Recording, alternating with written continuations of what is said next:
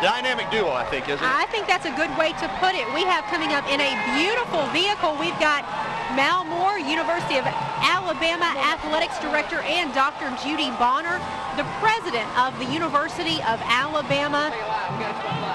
And you know, Terry, we obviously know the role that Nick Saban and his staff plays, but having a strong athletics director and a strong president, critical to the success of an athletic department overall and a football program in this case specifically.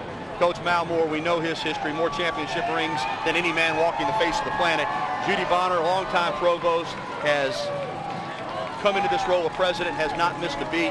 Of course, the chancellor, Dr. Witt, when he was president, kind of laid the foundation as well. But the fact that they all work so well together is huge.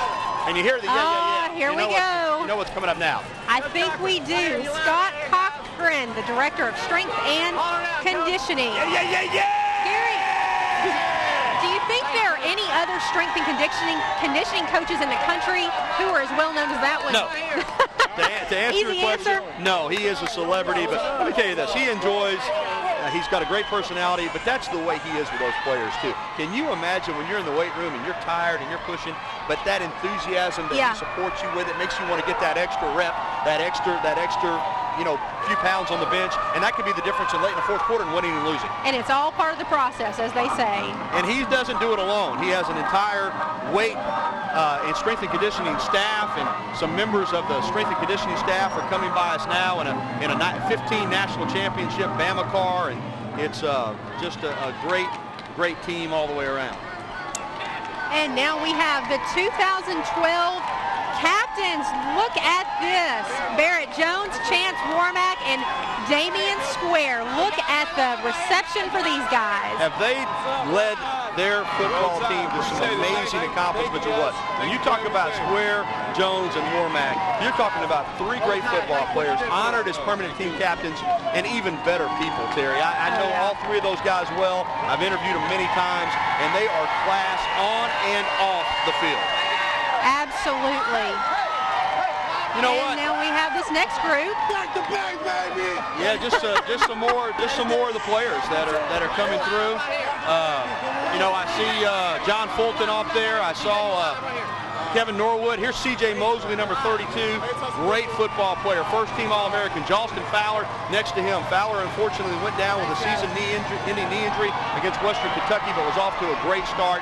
You know, we just got some of the players coming through, and now we're going to, you know, get back to some of the coaches and talk about success right off the bat, Terry. This is first-year offensive coordinator Doug Nussmeier. Came over from the University of Washington, where he was on Steve Sarkisian's staff, and in his first year put together one of the most balanced offenses in Alabama football history. He and his family enjoying the ride. It's, you know, it's neat to see the families too, something you don't get to see a lot, but just the entire oh, here comes here's AJ. Quite a celebrity right there. The players are just kind of intermingled all through the parade route, but you see AJ, you know that he is has the adulation of many of these fans, some of the younger female fans. Oh, yeah. As we know now, famously, he is taken. He does have a girlfriend.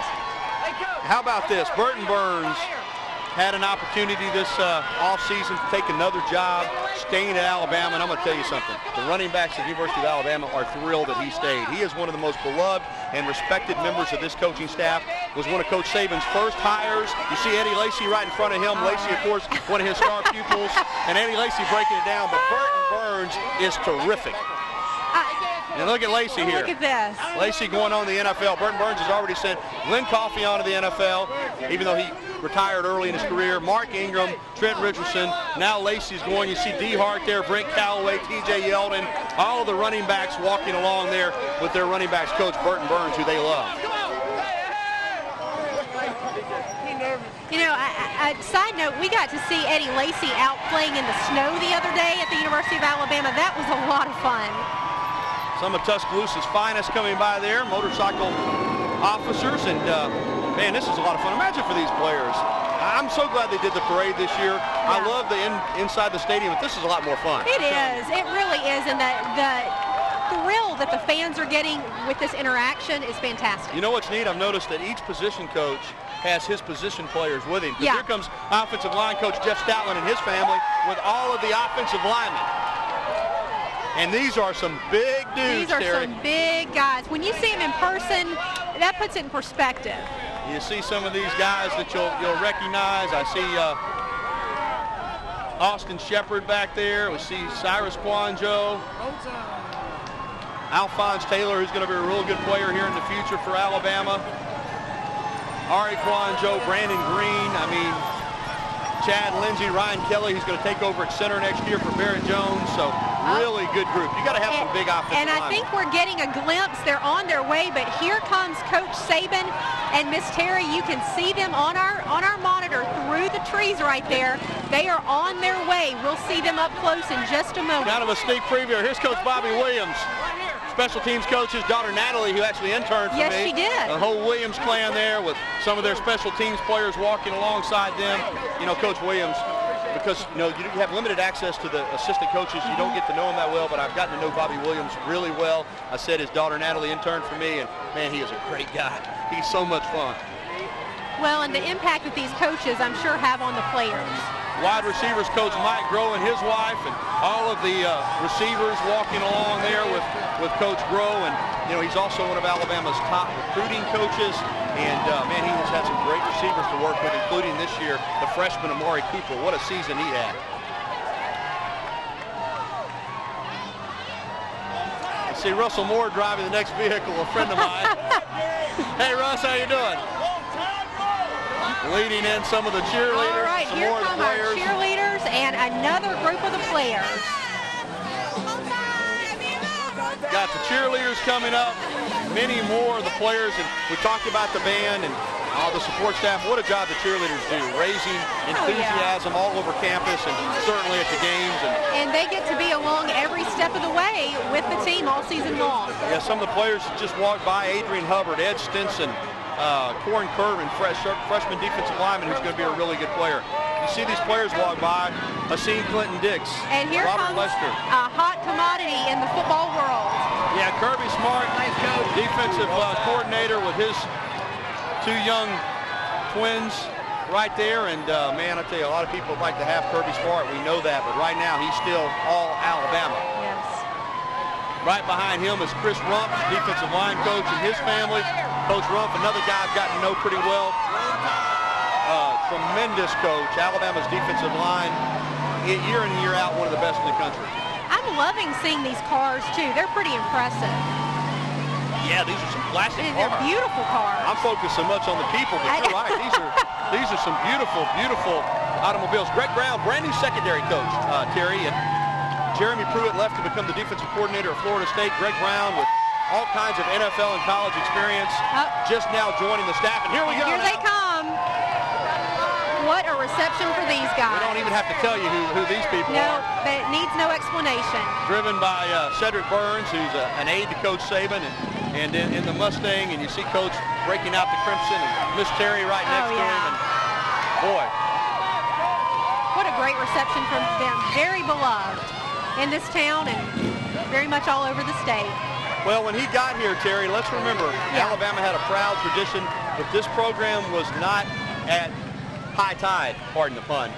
Coach Shula worked hard, but was let go for a reason. The team was struggling, and Coach Saban came in here and in his second year led Alabama to a 12-0 record, the SEC championship game where they lost a heartbreaker to Florida, then to the Sugar Bowl 2009, won the national championship, and since then, I mean, he's won 60-plus games in the last 5 years, averaging more than 12 wins a season, and you see all the fans kind of falling in behind Coach Saban and Miss Terri as they're going to follow this parade route all the way up, and then of course once it ends, they'll make their way back here to the stadium for the celebration. And I knew it was crowded out here, but now that everyone is headed toward the Walk of Champions, you get a sense of just how many people came out here today to see this.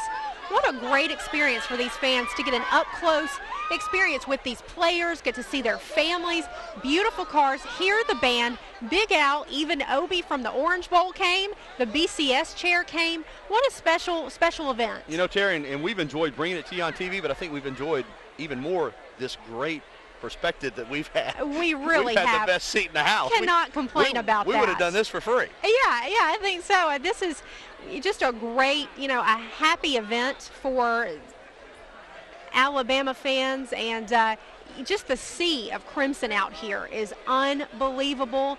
And look at that. Look at that. All these people so excited, smiles on their faces, so excited to have this interaction with these players and coaches and celebrate Alabama football today. Well, Terry, you know what everybody's doing now as they make their way past us is they're heading up here to the North End Zone, the Walk of Champions, the plaza where the championship celebration will be held. So what we're going to do, obviously we told you, wire-to-wire coverage. We're going to stay with you. It's going to take a few minutes to get everybody in place, and as soon as Eli's in place to kick it off, we'll throw it to them for uninterrupted coverage of the celebration. Until then, we're going to continue to keep you up to date. We've got some more pieces that we're going to get to your interview with Eli. And we can go back to. Speaking of Eli, we've got a shot of him right now up at the podium getting ready for this. So it's just going to be a couple of minutes. Yeah, he was leading the parade up there. He made his way up there, and now he is going to speak. And Gary, and you made a point about this, but he is such an accomplished announcer, national presence. When we were down in Miami, he had just come back from Daytona for NASCAR, and he was going back there the next day. So we talk about how these coaches stay on the road all the time, but Eli Gold is somebody that works constantly. Well, as you found too, Terry, and I've known for some time, as I've known Eli for quite a while, is he's appreciative. He very much he's accomplished and he's done a lot of things, but he doesn't take it for granted, and he really appreciates the opportunity to be the play-by-play announcer for the University of Alabama football team. And I like that because there are so many broadcasters who would love to be in that seat. And the fact that he doesn't take it for granted, he understands that as talented as he is, he's very lucky to be in that seat. He has that humbleness about him, and I really appreciate that from Eli Gold. Yeah, and you can tell when you talk to him about it, there's a delight on his face that really is unmistakable. You can't fake that. He loves to talk about it. He's a very gracious person, and you can tell it's exciting for him to be. And there he goes.